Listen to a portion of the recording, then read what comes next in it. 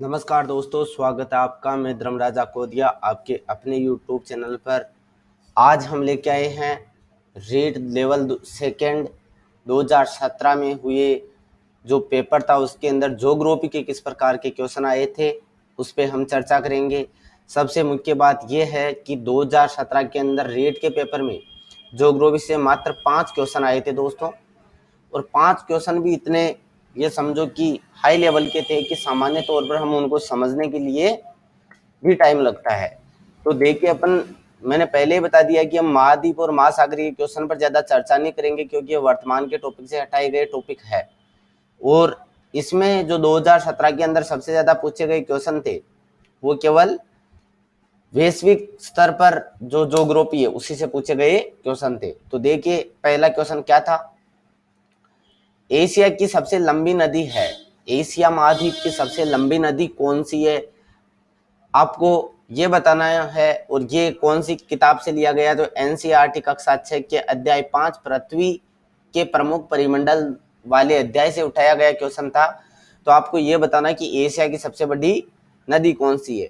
ये होंग है दोस्तों, होंग हो, बी यांगतीसी, सी मेकोंग, डी लीना। दोस्तों इसका आंसर है बी होंग यांगतीसी। ओके दोस्तों, चलते अपन नेक्स्ट क्वेश्चन की ओर। दूसरा अपना क्वेश्चन है, किलिमंजारो पर्वत किस देश में अवस्थित है।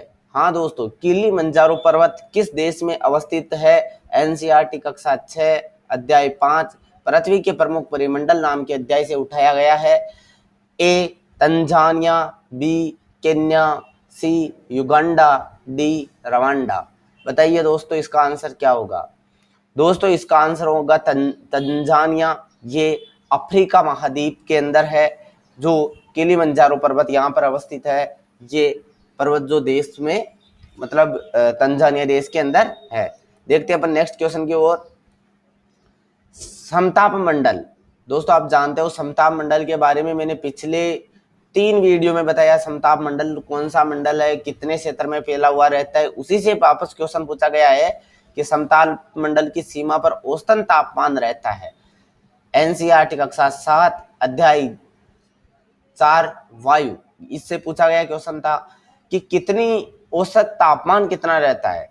तो आप एक बात सोचो कि वहां पर औसत तापमान क्या रहता होगा, जिसकी वजह से हवाई जहाज और सभी उसी मंडल में चलते हैं। ठीक है, चलो। ए 43 सेंटीग्रेड, बी -50 सेंटीग्रेड, सी 100 सेंटीग्रेड, डी 0 सेंटीग्रेड। दोस्तों इसका आंसर होगा डी। चलते हम नेक्स्ट क्वेश्चन की ओर। बेसाल्ट सेल एक उदाहरण है। बेसाल्ट जो सेल है, बेसाल्ट चट्टान है, वो किसका उदाहरण है। एनसीईआरटी कक्षा 7 अध्याय 2 हमारी पृथ्वी के अंदर ये वाला अध्याय है। ठीक है। ए उपपातालीय सेल, बी बाह्य आग्नेय सेल या आग्नेय सेल जिसे कहा जाता है, सी पातालीय सेल, डी कयांत्रित सेल। दोस्तों मैंने आपको ज्वालामुखी से उत्पन्न होने वाली सेलों के बारे में समझाया था। वैसे इसका राइट आंसर होगा बी बाह्य आग्नेय या आग्नेय सेल। देखना, क्योंकि ज्वालामुखी के कारण उत्पन्न जो लावा होता है वो कभी कभार उसमें से क्रोड निकल जाता है, और क्रोड वाला क्षेत्र निकल पृथ्वी का क्रोड वाला क्षेत्र बाहर निकलने के कारण वो जमने लग जाता है, इसलिए इसको कहा गया बाह्य। और ये आग्नेय सेल मतलब आंतरिक और बाहर की तरफ जमने वाली अग्नि मतलब लावा से निर्मित सेल है, इसलिए इसको क्या कहा जाता है, बाह्य आग्नेय सेल। ये किस प्रकार की सेल है, एक प्रकार की ज्वालामुखी सेल है। ठीक है, चलते अपन नेक्स्ट क्वेश्चन की ओर। एक पोषण स्तर से दूसरे पोषण स्तर तक ऊर्जा का प्रवाह होता है। दोस्तों एक पोषण स्तर से दूसरे पोषण स्तर तक ऊर्जा का प्रवाह कैसे होता है, तो लिंडन मान साहब ने एक नियम दिया था कि प्रत्येक एक स्तर से दूसरे स्तर में ऊर्जा प्रवाह के कारण कितनी ऊर्जा का स्थानांतरण कर पाता है, मतलब प्रथम स्तर दूसरे स्तर में कितनी ऊर्जा का स्थानांतरण कर पाता है। तो उसी के आधार पे ये क्वेश्चन है। बताइए जरा कितना कर पाएगा। ए 15%, बी 5%, सी 10%, डी 20%। दोस्तों इसका आंसर होगा सी। आंसर होगा इसका 10%। देखना मैं आपको एक चीज समझा दूं इसका मतलब ये होता है कि केवल और अपवाद है, जैसे माना कि यहाँ घास है, ठीक है, घास को खाएगा टिड्डा,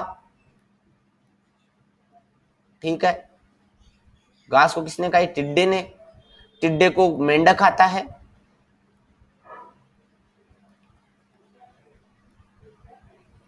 ठीक है, मेंढक को खा जाता है सांप, और सांप को खाता है बाज।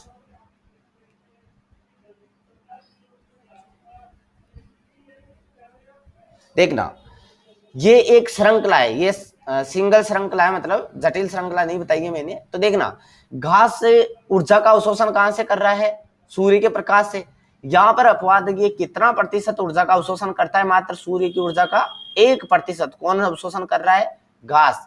और घास अवशोषण की हुई ऊर्जा, माना कि वो घास के पास 1% ऊर्जा में भी उसके पास माना कि 1000 किलोग्राम ऊर्जा, ठीक है, 1000 किलोग्राम ऊर्जा में से वो 10% टिड्डे को देगा, मतलब उसके पास कितनी ऊर्जा आई? 100 केजी ऊर्जा आई, ठीक है, 1 केजी से 100 केजी, सॉरी 100 ग्राम ऊर्जा किसके पास आ गई? टिड्डे के पास। फिर टिड्डे ने दिया मेंढक को, तो मेंढक के पास कितने ग्राम ऊर्जा जाएगी? 10 ग्राम ऊर्जा, ठीक है, 10 ग्राम ऊर्जा।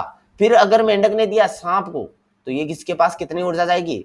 1 ग्राम ऊर्जा, ठीक है। और अगर सांप को देता है कौन? बाज, मतलब इसके पास जाएगी 0.1 ग्राम ऊर्जा। मतलब अगर घास 1000 किलोग्राम ऊर्जा खाता है, ठीक है, मतलब 1000 किलोग्राम ऊर्जा है उसके पास, तो कितनी ऊर्जा अगले को देगा? खाने वाले उसके जो पोषक स्तर है उसको कितनी देगा? वो 100 किलोग्राम। उसके बाद मेंढक को कितनी देगा? वो 10 किलोग्राम। फिर सांप को कितनी मिलेगी? अगर मेंढक को सांप खाता है तो उसको कितनी मिलेगी? कितनी मिलेगी? 1 किलोग्राम। और सांप को यदि बाज खा जाता है तो उसको कितनी किलोग्राम ऊर्जा मिलेगी? 0.1 किलोग्राम ऊर्जा मिलेगी। इसे कहते हैं, जॉर्ज लिंडनमान ने ये नियम दिया था, जिसके तहत 10 ग्राम ऊर्जा का, सॉरी 10% ऊर्जा का ही एक पोषक स्तर से दूसरे पोषक स्तर में प्रवाह हो पाता है। ठीक है दोस्तों, समझ में आ गया होगा।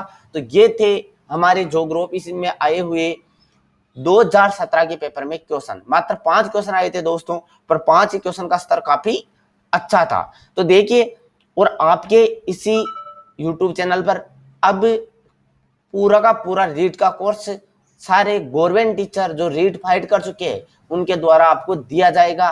इसीलिए आप जल्द से जल्द लाइक, शेयर और सब्सक्राइब कर दे, ताकि सर्वप्रथम नोटिफिकेशन आपको मिले। वीडियो को अंत तक देखने के लिए धन्यवाद।